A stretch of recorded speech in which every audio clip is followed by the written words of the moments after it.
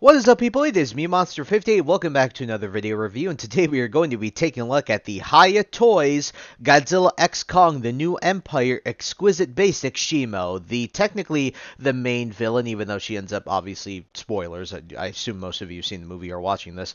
She ends up becoming an ally, because she was, at the end of the day, she was trapped by Scar King, and she was commanded, unruly by him. But Shimo, as she appeared in the Godzilla X Kong: The New Empire movie in 2020. Which is crazy to think that that movie came out last year. It's a year old at this point, something like that, right? But I apologize if I can't get all of the box in the frame, even though right now I do have the entire box in the frame. It's a long box. So when I show you like the sides, I won't be able to show you the full because the box will just literally hit the camera, or like it's that close, right? But taking a look at the box, you can see the very nice product shot of Shimo. You can see the very nice sort of text that they had, this sort of ice, which is really, really neat. Obviously, the Godzilla X Kong: The New Empire with the exquisite basic right there. Obviously, the choking hazard stuff, the MonsterVerse logo there, legendary. You have the Toho logo, the HIYA logo up there as well. You look on the side here, you can see some more nice logos and some more nice product shots. So you can see some nice product shots of her spikes on her back. And you look at the other side, very much the same thing, literally the same exact thing on the other side. And then we take a look at the back of the box. And then you can see some very minimal product shots, but the ones that we mainly saw, like if you look on this on the listing online, right, you'll see these pictures. If you look at Amazon, you look at was a Big Bad Toys or some other retailers like Entertainment Earth, you'll definitely see like you'll see these product shots, these pictures that obviously they took of the figure. And overall, when it comes to the box, it does look really, really cool. I really like this sort of like, they really made this box have all of this, the glacier, icy effect on it, which is her main form of attacking, was through ice. And so at the end of the day, the box looks really, really cool, just a bit large. But other than that, folks, without further ado, alrighty, ladies and gentlemen, here we have the HIYA Toys Exquisite Basic Godzilla X Kong: The New Empire Shimo out of the box, and I gotta say, guys, she looks amazing. This is a really fantastic figure, especially when you compare, and I'm going to tell you this right now, to the SH Monster Arts one. I do not have the SH Monster Arts one. Do not care to buy it, especially after buying this figure.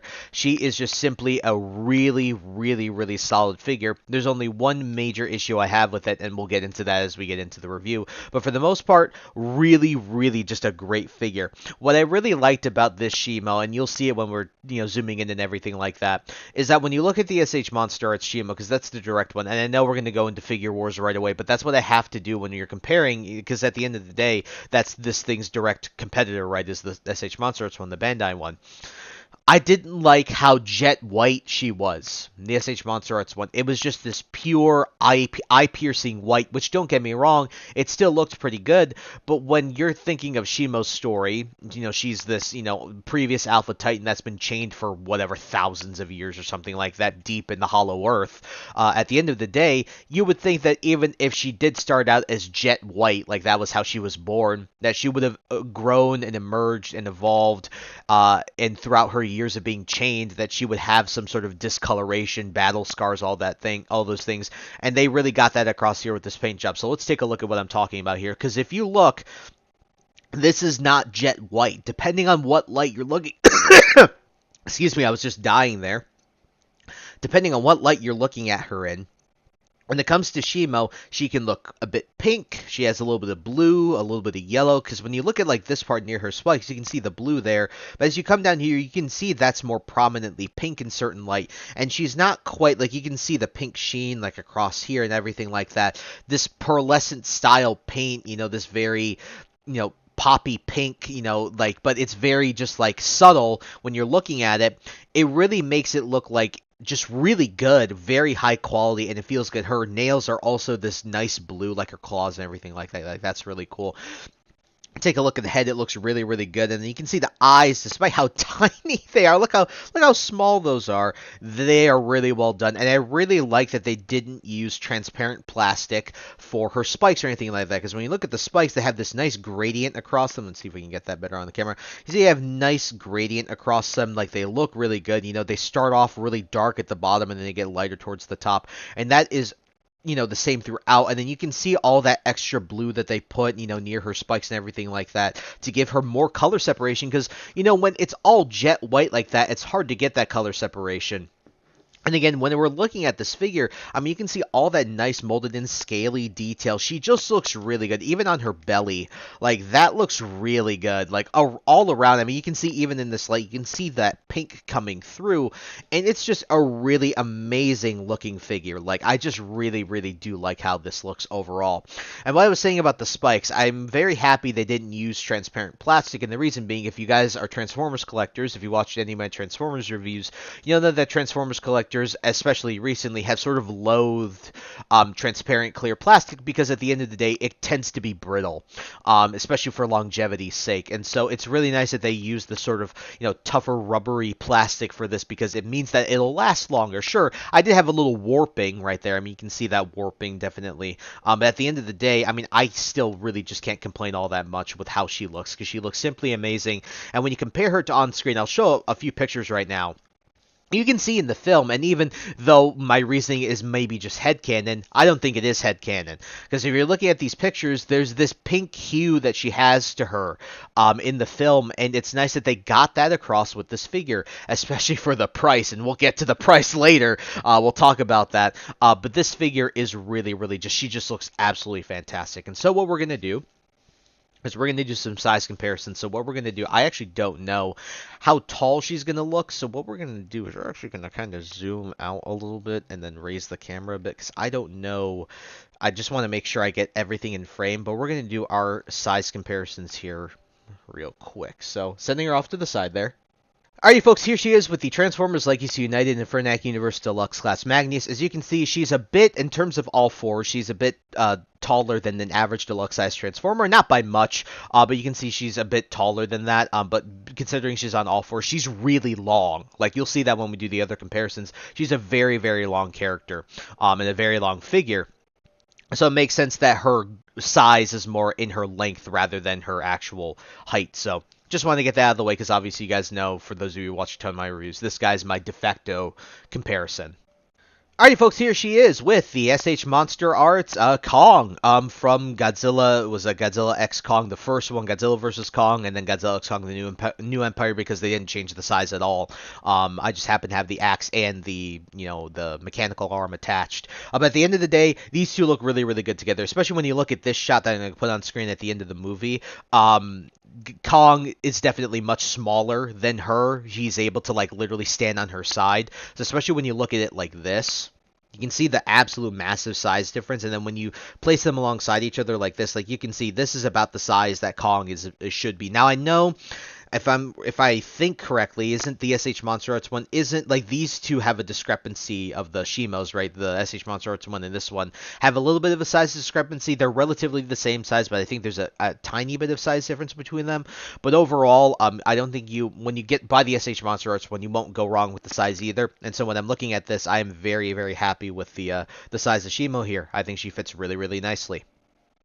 And then finally, folks, here she is with the SH Monster Arts Godzilla X Kong, the New Empire Evolved Godzilla. And these two look really, really good together. Because when you look at this shot, I will put this shot up on screen, you can see that Godzilla, especially when you're doing it like this is about the size that they are supposed to be. It's crazy how big Shimo is when you're looking at this. The absolute size difference is massive. But Godzilla was obviously able to tussle with her in the movie. But you can see when you're comparing it to the shot that I'm showing on screen right now, this is a really good size.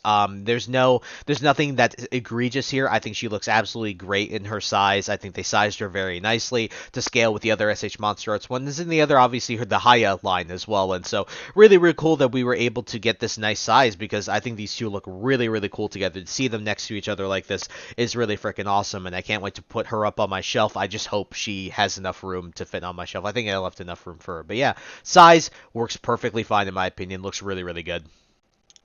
Alrighty, guys, now there would be an accessory section.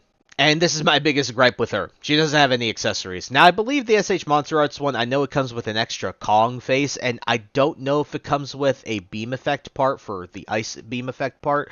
But if it does, I'm going to tell you this right now. That's my biggest gripe. I wish she just came with an extra beam effect beam effect part for her ice beam. It would have been really cool to see that. Obviously, it would have bumped up the price, probably like $20. But at the end of the day, considering how cheap this figure is in comparison to the SH Monster Arts one, which we'll obviously address all that when we go into the conclusion of the figure, I can forgive it. Sure, I'm a little bit annoyed that she doesn't have anything to come with her, but at the end of the day I do think that she's really good regardless. That's my only major gripe, is the fact that she doesn't come with an ice beam, ice, laser effect part, or whatever you want to call it. So at the end of the day, no accessories here, but what are you going to do? Alrighty, guys, it's time to get into articulation. Now, when it comes to Godzilla figures in general, especially on this scale at this price point, the ones that compete with, Bandai and SH Monster Arts, everything like that, so HIYA, right?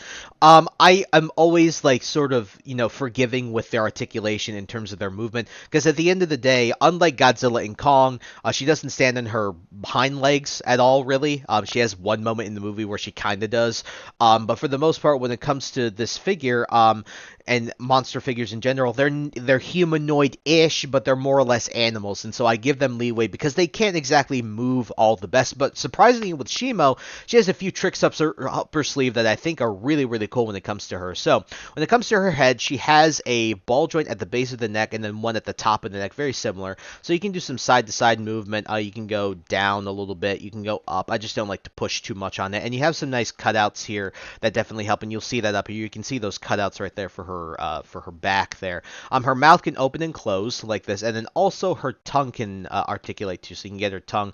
Now, usually you'll find her tongue slammed up against the top of the roof of her mouth because of how you close the mouth, but at the end of the day, it's very simple to just bring that tongue back down, so you can articulate that how you wish. Our arms are on joints here, so you can do like a 360 there. Well, not full 360, but you can rotate there.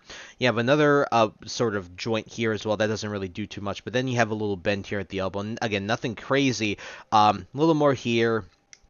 You can get some decent rotation here as well. But the nice thing is her toes, so they're all individually articulated, and some of them even have bending joints here. Well, actually, they all do. The toes on the end have their own little joints here, so she can actually like kind of hold things, which is cool. And I do like how they're individually articulated. It just helps with planting her out rather than making these feet stack. So you can see how those joints articulate. It's really pretty cool. I do like how these are articulated because you can do some neat things there. Same thing with her back legs. Now her back legs are the loosest part in my opinion. For me, they don't see when I push it here, it kind of just doesn't hold the joint. But you can rotate a little bit. You have a little bit of bend here, and then the toes. Although the back toes don't have the same articulation the front ones do, they are very nicely planted, so you can get some nice wide poses out of them. You get some ankle rocker here. You get a little more leeway with her back legs because they know that her front legs really have a good chunk of articulation as well. The center here, like I told you, can move like this as well. You can twist from side to side, which is pretty nice. And then you have another one. You have one here, and then you have one joint there, so you can get a little bit on both. And then, like I said, you have these nice little cutouts here that help with movement and stuff like that, so that's definitely really, really nice. And then the tail, although it's not super flexible, you can get some nice joints. It's all on those ball joints that you usually see, so you can get some decent movement out of that. And then the tail spike also looks cool. I don't know if I actually ended up showing that, but that looks really freaking cool. So when it comes to articulation, I think articulation is really, really good for a monster figure. At the end of the day, she can move a bit more than other figures can, and that is really, really nice here. So at the end of the day, really solid articulation for a monster figure. Again, she can't move insanely well, like a SH Figure Arts or something like that. But for a monster figure, I think she articulates extremely well and definitely has more movement than most monster figures in general do. So I can vibe with that. And so, guys, for my final concluding thoughts on the HIYA Toys Godzilla X Kong The New Empire Exquisite Basic Shimo as she appeared in Godzilla X Kong The New Empire, this is a really, really, really awesome figure. And the one thing I'd like to address before we get into any of the other conclusions is the price of this figure. This figure, after taxes and shipping, was a little over $70.